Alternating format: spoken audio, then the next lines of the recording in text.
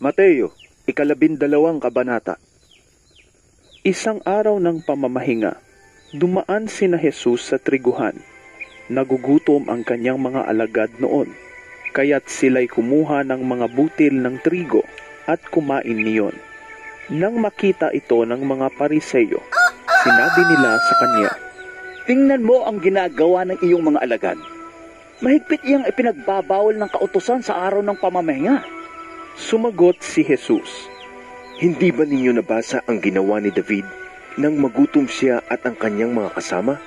Pumasok siya sa bahay ng Diyos, kumain ng tinapay na handog at pinakain din niya ang kanyang mga kasama. Labag sa kautusan ang ginawa nila, sapagkat ang mga pari lamang ang may karapatang kumain niyon.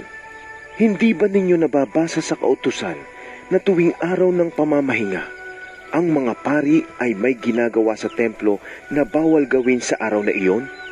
Gayon may, hindi sila nagkakasala. Sinasabi ko sa inyo, may isang naririto na higit na dakila kaysa templo, kung nauunawaan lamang ninyo ang kahulugan ng mga salitang ito. Habag ang nais ko at hindi handog, hindi sana ninyo hinatulan ang mga walang sala, sapagkat ang anak ng tao ay Panginoon ng araw ng pamamahinga. Pagkaalis ni Jesus sa puok na iyon, pumasok siya sa sinagoga. May isang lalaki roon na paralisado ang isang kamay. Naroon din ang ilang taong naghahanap ng pagkakataong maparatangan si Jesus. Tinanong nila si Jesus, Naaayon ba sa kautusan ang magpagaling ng may sakit kung araw ng pamamahinga? Sumagot siya, Kung kayo'y may tupang nahulog sa balon sa araw ng pamamahinga, hindi ba ninyo ito iaahon? Higit na mahalaga ang isang tao kaysa isang tupa. Kaya't naaayon sa kautusan ang gumawa ng mabuti sa araw ng pamamahinga. Pagkatapos, sinabi ni Jesus sa lalaki, Iunat mo ang iyong kamay. Iniunat nga ng lalaki ang kanyang kamay, at ito'y gumaling gaya ng kabilang kamay. Kaya't umalis ang mga Pariseyong naroroon, at nag-usap-usap kung paano nila maipapapatay si Jesus. Nang malaman ito ni Jesus, umalis siya sa lugar na iyon. Maraming tao ang sumunod sa kanya, at pinagaling niya ang lahat ng may sakit. Ngunit mahigpit niyang ipinagbilin na huwag nilang ipamalita kung sino siya. Sa gayon, natupad ang sinabi ng Diyos sa pamamagitan ni Propeta Isaias, Narito ang lingkod ko na aking hinirang, ang aking minamahal at lubos na kinalulugdan. Ibubuhos ko sa kanya ang aking espiritu, at siya ang magpapahayag ng katarungan sa mga bansa. Hindi siya makikipag-away o maninigaw, ni magtataas ng boses sa mga lansangan. Hindi niya babaliin ang tambong marupok. Hindi rin niya papatayin ang ilawang o maandak. Hanggang katarungay, hindi nagtatagumpay ng ganap. At ang pag-asa ng mga hintil sa kanya ay ilalagak. Dinala noon kay Jesus ang isang lalaking bulag at pipi na sinasapian ng demonyo. Pinagaling siya ni Jesus, kaya't siya'y nakakita at nakapagsalita.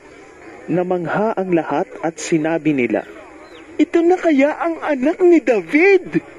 Nang marinig ito ng mga Pariseyo, sinabi nila, Nakapagpapalayas siya ng mga demonyo sa pamamagitan ng kapangyarihan ni Beelzebul, ang pinuno ng mga demonyo. Subalit alam ni Jesus ang kanilang iniisip, kaya't sinabi niya, Ang bawat kahariang naglalaban-laban ang mga mamamayan ay babagsak, at alinmang bayan o sambahayang sila-sila ang naglalaban ay mawawasak.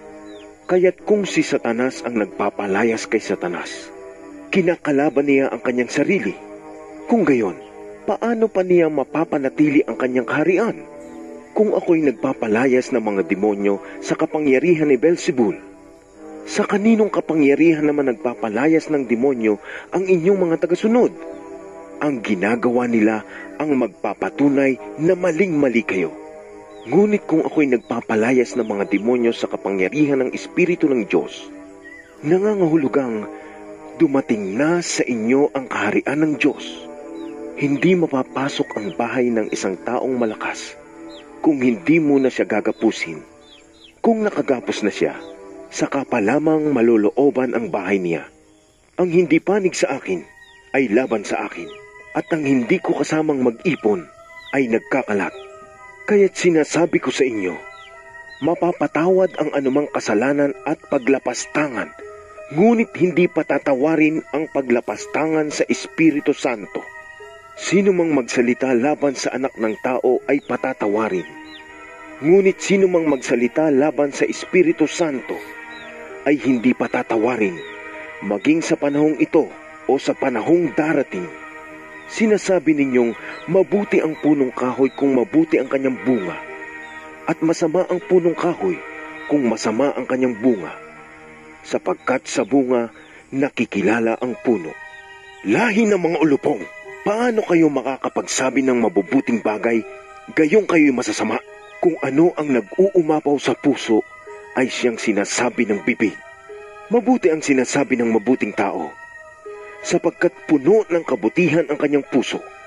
Masama ang sinasabi ng masamang tao, sapagkat puno ng kasamaan ang kanyang puso. Tandaan ninyo, sa araw ng paghuhukom, pananagutan ng tao ang bawat walang kabuluhang salitang sinabi niya. Pawawalang sala ka o paparusahan batay sa iyong mga salita.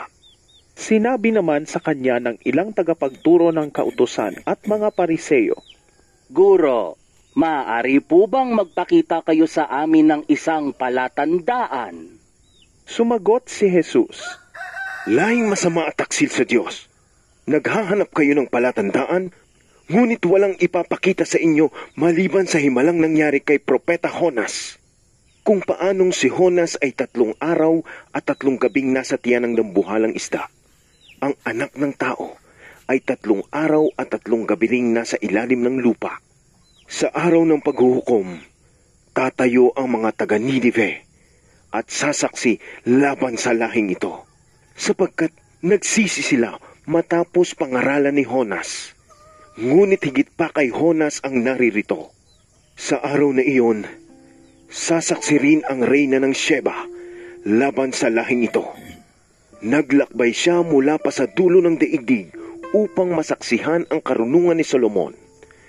Ngunit higit pa kay Solomon ang naririto ngayon.